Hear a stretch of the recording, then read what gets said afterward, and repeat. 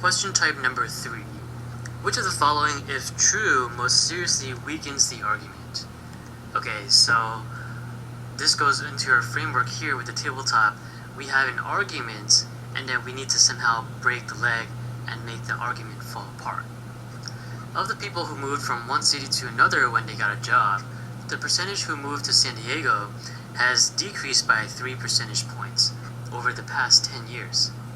Since many local businesses in San Diego cater to working professionals, this decline is likely to have a noticeably negative economic effect on these businesses. So what is the argument here?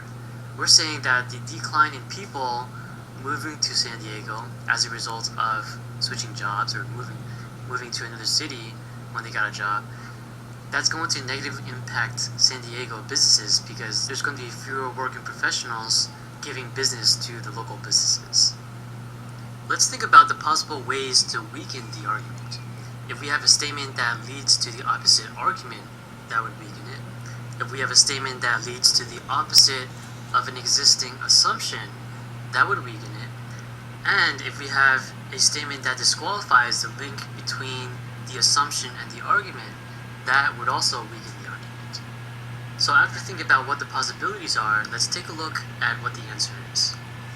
The total number of people who got a job and moved to another city for work has increased significantly over the past 10 years.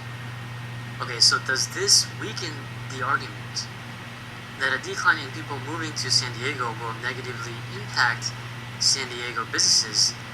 Well, this statement here actually leads to the opposite of what the argument is saying.